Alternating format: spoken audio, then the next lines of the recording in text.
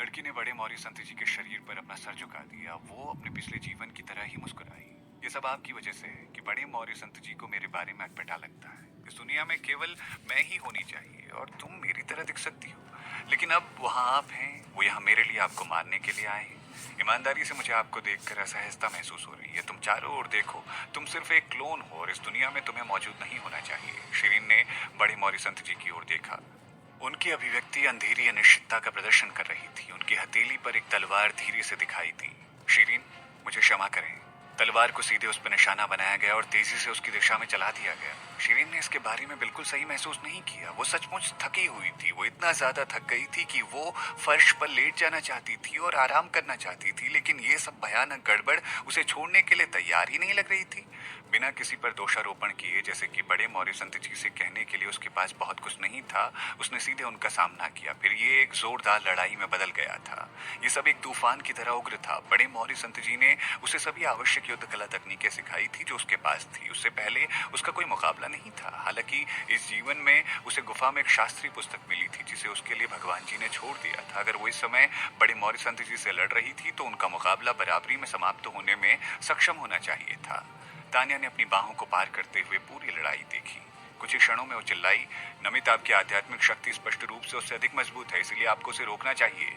क्या आप अब अपनी मुट्ठी को रोक रहे हैं? तानिया के निराशाजनक शब्दों को सुनने के बाद बड़े मौर्य संत जी की हरकतें अचानक तेज हो गई। उनके आसपास की आध्यात्मिक शक्ति बढ़ती जा रही थी, जैसे कि मूर्त और निश्चित, इतनी शक्तिशाली कि इससे शिरीन पर दबाव पड़ने लगा। हालांकि शिरीन ने इससे भी मजबूत विरोधियों के खिलाफ लड़कर बहुत सी पौराणिक कहानियों को बनाया था, लेकिन अगर ताकत की महत्वपूर्ण असमानता थी तो वो दुश्मन के बल के सामने घुटने टेक ही देगी। बड़े मौर्य संत जी अपनी आध्यात्मिक शक्ति के नवे स्तर पर पहुंच गए थे और एक बार जब वो पूरी तरह से अपनी शक्ति का उपयोग कर लेते हैं तो वो शिरीन को बिल्कुल भी मौका नहीं देंगे।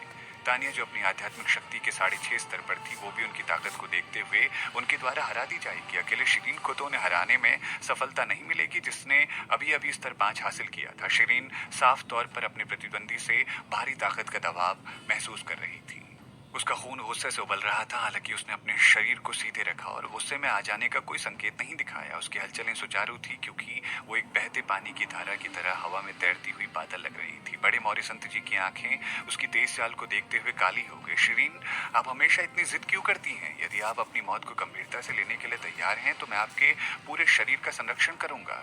शिरीन अपनी रचना को बनाए रखने के लिए एक स्थिर व्यक्ति थी। हालांकि इस क्षण उसका खून इतना अधिक उबल रहा था कि वो खुद को रोक नहीं पा रही थी। उसका हाथ तेजी से कांपने लगा और उसकी थोड़ी सी व्याकुलता में उसके हाथ की तलवार पूरी तरह से छूट गई और आसमान की ओर उड़ गई। शिरीन, याद रखें, अपने अगले जीवन के लिए पुनर्जन्म ना लें। आप अपनी आत्मा को एक धुंध की तरह वाष्पित करें। बड़े मौर्य संत जी की तलवार इतनी तेज थी मानो कोई जहरीला सांप शिरीन की गर्दन की ओर बढ़ रहा हो। एक बार जब वो तलवार छूट गई तो उसे मार दिया जाएगा। अब वो इस दुनिया में नहीं रहेगी। शिरीन हमले से खुद को दूर रखना चाहती थी, लेकिन अब बहुत देर हो चुकी थी। उसका दिल अचानक बहुत दुख से भर गया। वो अपने पिछले और वर्तमान जीवन दोनों में उसके हाथों मारी गई थी। अचानक एक अज्ञात स्रोत से एक बांसुरी की आवाज आ रही थी।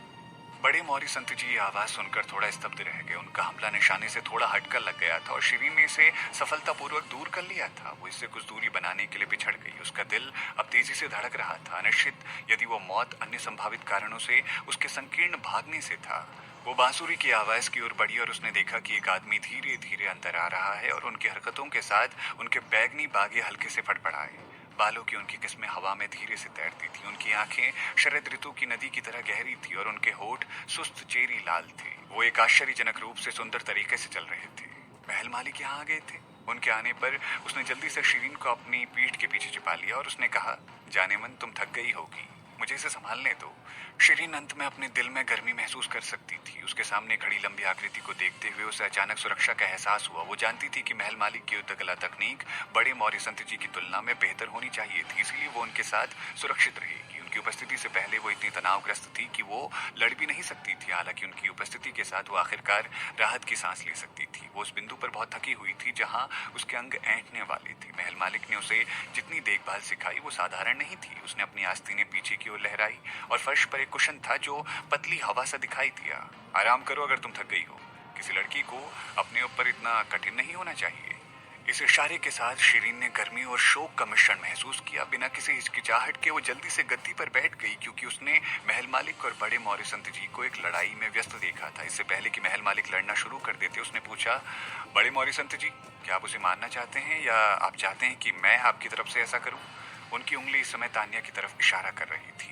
शिरीन के शब्दों को खो दिया गया था। उसका दिल थोड़ा तेज धड़कने लग गया। जल्दी ही उसे जो गर्मजोशी महसूस हुई थी, उसकी जगह जल्दबाजी ने ले ली थी। महल मालिक को सुनकर लगा जैसे वो ईर्ष्या कर रहे हों। महल मालिक अपनी प्रिय को बड़े मौर्य संत जी के द्वारा मरने नहीं देना चाहते थे, जिसे वो अभी अभी अपने जीवन में वापस लाए थे। उसने उसकी रक्षा के लिए अपनी पीठ के पीछे छुपा।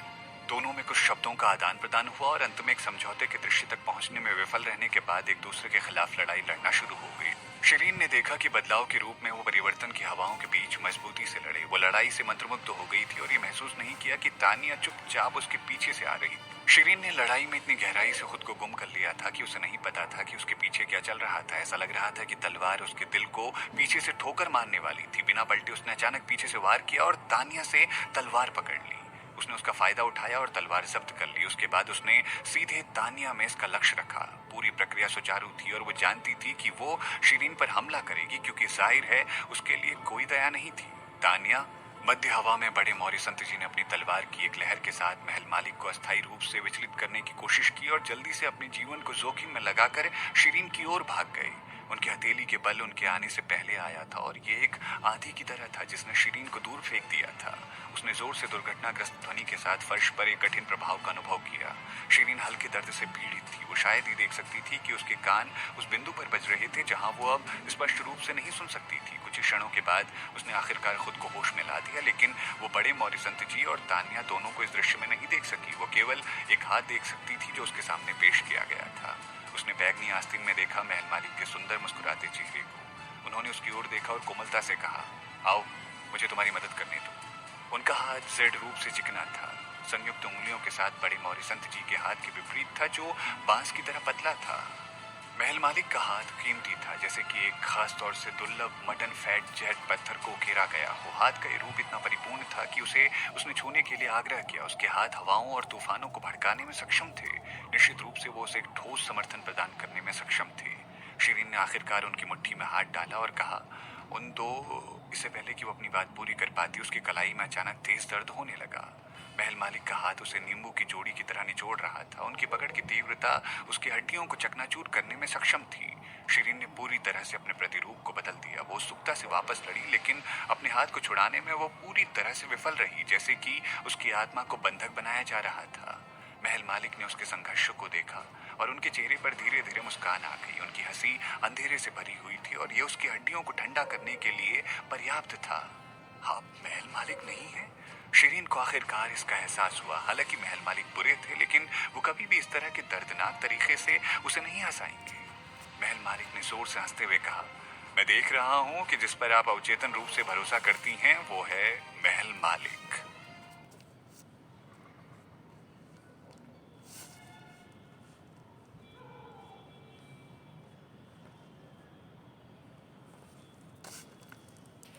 शिरीन के दिल ने धड़कन छोड़ दी। इससे पहले कि वो कुछ कह पाती, उसके सामने महल मालिक जैसी दिखने वाली लड़की ने अचानक अपना रूप बदल लिया और गुलाबी मांस की गांठ बन गई। उसका आकार बल्कि विषम था। एक ताजा छिलके वाले मसल्स के रूप में थोड़ा सा बदल गया। ये तंबू के साथ एक द्वैत था और इसके हाथ ने शिरीन का हाथ पकड़ रखा था। उसका स्पर्श काफी नरम और घिनौना था और इससे उसके बाल खड़े हो गए। इसके तंबू में एक जबरदस्त चूषण बल था जो धीरे धीरे शिरीन को इसके मुंह की ओर खींचता जा रहा था। अनावश्यक रूप से संघर्ष मत करो। आपने पहले ही मुझे अपना हाथ दिया, इसका मतलब है कि आपने मुझे अपनी आत्मा दी है। आप कभी भी बच नहीं सकती। बस शांत रहें और मेरा भोजन बने। मसल की गांठ ने पुरुष और महिला की आवाज के मिश्रण के बिना ये बताया कि ये युवा था या वृद्ध। इसकी आवाज वास्तव में भयानक थी। शिरीन ने कई बार भागने की कोशिश की, लेकिन वो अपना हाथ नहीं हटा सकी और खुद को इसके बंधन से मुक्त नहीं कर सकी। उसकी हर हरकत में एक गहन पीड़ा थी। उसके चेहरे पर पसीना देखा जा सकता था। वो देखती थी जब उसका मुंह करीब आता था। उसने इसे देखा और अपने दाहिने हाथ को काट देने के लिए अपने बाएं हाथ का उपयोग करने का फैसला किया। वो मसल्स की इस बदसूरत गांठ के लिए भोजन बनने के बजाय अपना हाथ खो देना पसंद करेगी। उसकी ताकत इतनी मजबूत थी कि उसके बाएं हाथ का एक टुकड़ा किसी तेज चाकू से कम नहीं था। यदि वो इसे अच्छी तरह से मारती है तो उसका पूरा हाथ काट दिया जाएगा और वो बच जाएगी। किसी तरह तेज हवाओं का एक बुद्धिमान वार हुआ। शिरीन का बायां हाथ दर्द और सुन्नता के बीच था, क्योंकि उसने अचानक अपनी संचित आध्यात्मिक शक्ति का निर्वहन किया। भले ही उसके बाएं हाथ ने उसकी दाहिनी बाह पर प्रहार किया था, लेकिन ये केवल एक थप्पड़ की तरह था जिसने अधिक हानि के बजाय कुछ दर्द दिया था। इसके बजाय मसल की गांठ को ऐसा लग रहा था जैसे वो जल गया है। इसलिए उसने झटका दिया और शिरीन को उसके हाथ से जाने का मौका मिला। शिरीन ने खुद को पीछे हटाने और मसल के नियंत्रण से बचने का अवसर पा लिया। वो खुद को एक सुरक्षित जगह में उतारती है। उसने फिर से देखा, केवल मसल को महल मालिक में फिर से बदलता देखने के लिए। अपने लहराते हुए हाथ के साथ उसने कहा, छोटी शिरीन, क्या तुम ठीक हो? शिरीन ये सोचकर गुस्से में फट पड़ी कि कैसे मसल्स को विश्वास हो सकता है कि वो लगातार 2 बार जाल में फंस जाएगी। उसने उसे भाव विभोर होकर देखा और उसके करीब आने का इंतजार किया। जब वो काफी करीब थी, उसने एक चाकू से मारा। महल मालिक, भाड़ में जाओ! उसने पूरे गुस्से से हमला कर दिया। हमले के भीतर ये संक्षेप में हवा और गड़गड़ाहट की आवाज ले आई। हमले का उद्देश्य सीधे महल मालिक थे। शिरीन ने महसूस किया कि उसके सामने का दृश्य तेजी से पिघल गया, जैसे वसंत में पिघलती बर्फ। कुछ क्षण बाद उसे एहसास हुआ कि वह अभी भी गुफा में फंसी हुई थी। ना तो कोई मशरूम मंच था और ना ही काले बादल। उसने जो कुछ भी अनुभव किया वो सिर्फ एक भ्रम था। वो इस भ्रम से घिरी हुई थी कि उसने लगभग अपना जीवन खो दिया था। लापता सोमदेव सिंह के विचार से वो क्रोधित हो गई और बुरी तरह से गुस्से में आ गई। उसकी आंखें एक तीव्र क्रोध से भर गई। उसने चारों ओर देखा और पाया कि कोने में मसल्स गंभीर रूप से घायल पड़ा है। ऐसा लगता है कि उसका शरीर आकार में कई गुना कम होकर लगभग 3 फीट लंबा हो गया। ये वहीं पड़ा था और बेकाबू होकर कांप रहा था। उसकी आंखें शिरीन की टकटकी से मिली और ये पूरी तरह से भयावह था। उसका शरीर तेजी से अपने खोल के अंदर स्थानांतरित हो गया। शिरीन इसे आसानी से जाने नहीं देगी। वो तुरंत चली गई और एक पैर उसके ऊपर रख दिया। उसने अपनी तलवार को पकड़ लिया और उसके खोल को खोलने की कोशिश करने लगी। पागल, तुम्हारे लिए बेहतर होगा कि तुम मेरे दोस्त को बाहर थूक दो। जैसी उसे उम्मीद थी, उसने सोमदेव सिंह को निगल लिया होगा। मसल्स ने अपने पैर पर कुछ देर तक संघर्ष किया, लेकिन वो बच नहीं सका। ये चिंताजनक था, इसीलिए उसने फिर से बदलने का फैसला किया। एक आंख की जगमगाहट में शिरीन ने अपने पैर में मसल्स नहीं देखा था। इसके बजाय ये बड़े मौर्य संत जी वहां थे। शिरीन का हाथ थोड़ा कांप गया। उसी पल में वो उसे सहन नहीं कर सका। शिरीन, आप मेरे साथ भाग नहीं सकती। आओ, अपना पैर उठाओ, बड़े मौर्य संत जी ने कहा। उनकी आंखों में कोमलता और स्नेह उमड़ रहा था। शिरीन ने एक भी शब्द नहीं कहा। उसने अपना पैर ऊपर नहीं उठाया। इसके बजाय उसने अपनी तलवार से बेरहमी से उन्हें मारा। एक जोरदार धमाका हुआ और बड़े मौर्य संत जी गायब हो गए। इस बार मसल नग्न होकर महल मालिक में बदल गया। उसके पैर में वो बिना त्वचा के साथ वहां पड़ा था। उसने पानी भरी आंखों से उसे देखा और पूछा, जाने मन, तुम क्या कर रही हो? शिरीन के दिमाग में अचानक विचार आया। वो इसे महल मालिक की नग्न छवि पर छोड़ सकती थी। हालांकि वास्तविक समस्या ये थी कि उसके पैर की स्थिति ठीक उनकी पीठ पर रखी गई थी। वो थोड़ा पीछे हो गई और वो पहले से ही अपने पैर पर पीठ को अकड़ता हुआ महसूस कर सकती थी। अचानक भारी दृश्य प्रभाव के कारण उसने जल्दी से अपना पैर हिलाया। महल मालिक ने स्थिति का फायदा उठाया और अपने आप को उसके चंगुल से दूर कर लिया। वो ठीक उसके सामने आ खड़ा हुआ। वो अभी भी नग्न था और उसका शरीर रचना मूर्तिकला की तरह पूर्णता के करीब था। वो ना तो बहुत मोटा था और ना ही बहुत पतला। वो अभी भी बिना कपड़ों के एक पैर पर खड़ा था। केवल एक चीज जिसने उसे ढका हुआ था, वो उसके काले बाल थे जो ढीले थे। उसके शरीर में सभी संवेदनशील धब्बे आंशिक रूप से केवल उनके ढीले बालों से ढके हुए थे। वो अत्यधिक सुंदर था, एक शहर के पतन का कारण बन सकता था। उसने कुछ कदम शिरीन के करीब लिए और शिरीन ने कुछ कदम पीछे हटा लिए। वो जानती थी कि सामने खड़ा व्यक्ति असली महल मालिक नहीं था और वो जानती थी कि उसे बिना किसी हिचकिचाहट के मारना चाहिए, लेकिन वो सिर्फ इतने मजबूत दृश्य के प्रभाव के तहत उस पर हमला नहीं कर सकती थी। जाने मन, क्या हमें आज रात को अपनी शादी का जश्न मनाना चाहिए? एक मुस्कुराती हुई आवाज के साथ महल मालिक की आंखें उस पर बहुत ही ज्यादा आकर्षित थी। वो अपने हाथ को बाहर निकालता है। यहाँ आओ और मुझे तुमसे गले लगने दो। शिरीन आवाज थी। ये उनके लिए उसके मन में जो खाका बना था वो काफी खराब हो गया था। वो जानती थी कि भले ही महल मालिक अप्रत्याशित थे, लेकिन वो ऐसा कुछ नहीं करेंगे। जो अब जैसा दिख रहा हो वो उतने भी अश्लील और गंदे नहीं थे, इसीलिए उसके सामने वाला अभी भी एक भ्रम था। जो हिस्सा उसे सबसे ज्यादा परेशान करता था वो ये था कि उसने कभी महल मालिक को नग्न नहीं देखा था, इसीलिए उसके सामने भ्रम नकली होना चाहिए था। इस एहसास के साथ शिरीन गुस्से से भरी हुई थी। उसकी तलवार चमक गई क्योंकि उसने उसे महल मालिक की ओर ताकते हुए कहा, कमीने, मैं तुम्हारा खून कर दूंगी, मैं तुम्हारा हाथ काट दूंगी। महल मालिक गायब हो गए। पता चल गया कि मसल अभी भी उसके सामने था, बेबसी से उसके हमलों से बचने के लिए उसे चकमा दे रहा था। मसल्स को एक महत्वपूर्ण चोट लगी थी, इसलिए ढाल के रूप में काम करने वाली उसकी आध्यात्मिक शक्ति बहुत कम हो गई थी। शिरीन ने उस पर लगातार हमला किया। उसके हमलों के दौर के बाद उसका ठोस खोल लगभग टूट गया था। खोल की सतह चाकू के निशान और खरोंचों से भरी हुई थी। अंत में मसल्स ने आत्मसमर्पण कर दिया। अरे अरे रुकिए, मैं आपकी इच्छा पूरी कर सकता हूँ, मैं आपको जो चाहे दे सकता हूँ। वो ये सोच रहा था कि वो एक अलादीन का चिराग है जो उसे जो चाहे दे सकता है। मुझे कुछ नहीं चाहिए, मैं केवल तुम्हें मारना चाहती हूँ और तुम्हें सूप में डालना चाहती हूँ। शिरीन ने उसका उत्तर कड़ाई से दिया।